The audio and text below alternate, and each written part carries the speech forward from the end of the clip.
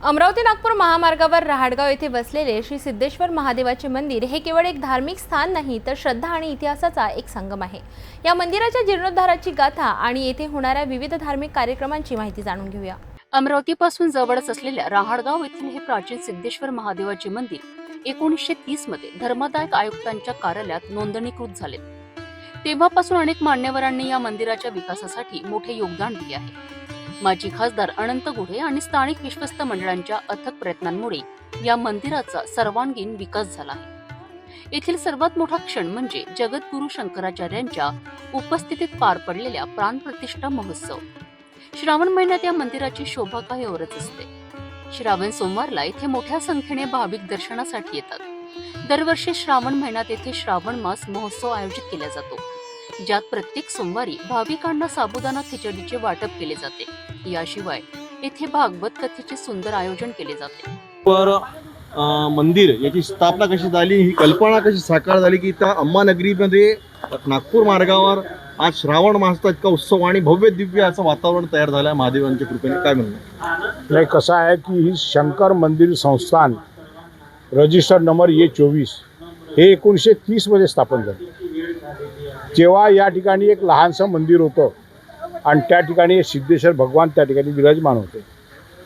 काही दिवसांनी लोकांना प्रभू रामचंद्राची मूर्ती बसवली, काही लोकांना हनुमानाची मूर्ती बसवली आणि मंदिर होतं। परंतु या रस्त्याचा विकास झाला आणि हा रस्ता मोठा होत गेला।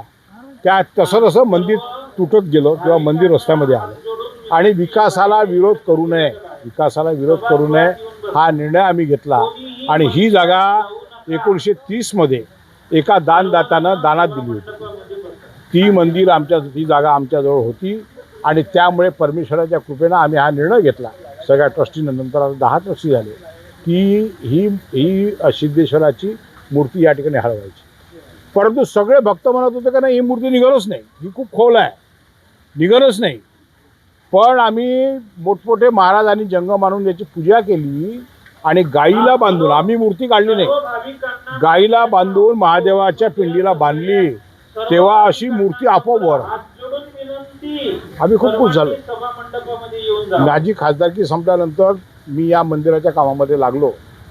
हे सगळं व्यापून गेलं होतं। काही बिहारचे महाराज, उत्तर प्रदेशचे आणि इथं अमरावती शहरातले काही लोक, कोणी गांजा पिऊन राहिलं, कोणी काही पिऊन राहिलं, त्या सगळ्यांना हळू दूर करून हा परिसर स्वच्छ करून परमेश्वराच्या कृपेनं, सिद्धेश्वराच्या कृपेनं हे मंदिर तयार झालं। आम्ही निमित्त मात्र आहोत, परंतु त्यानं सांगत गेला आणि आम्ही करत गेलो आणि आमचे सगळे ट्रस्टी आम्हाला ते सुचलो आणि हे मंदिर विकासासाठी आणि अतिशय पावन देवस्थान आहे, अतिशय पावन।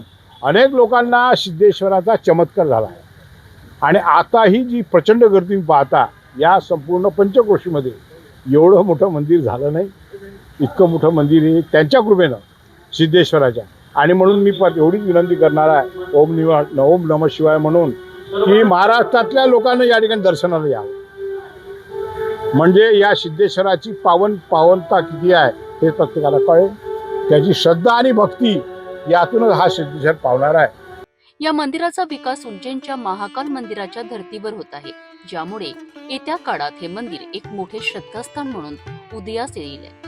प्रत्येक सोमवारी येथे होणारी भाविकांची गर्दी हे सिद्ध करते श्री सिद्धेश्वर महादेव हे खऱ्या अर्थाने जागृत देवस्थान आहे।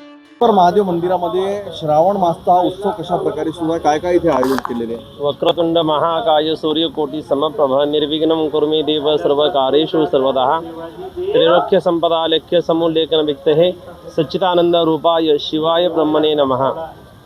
यावर्षीच नवीन 2025 मध्ये भगवान सिद्धेश्वराची जीर्णोद्धार या ठिकाणी श्रीमद जगद्गुरू उज्जैनी जगद्गुरू महास्वामीजींच्या दिव्य सान्निध्यामध्ये, तसेच आमचे साखर खिरड्याचे मठाधिपती सद्गुरू सिद्ध चैतन्य शिवाचार्य महाराज गुरुमाऊलींच्या सान्निध्यामध्ये या ठिकाणी स्थापना झालेली आहे।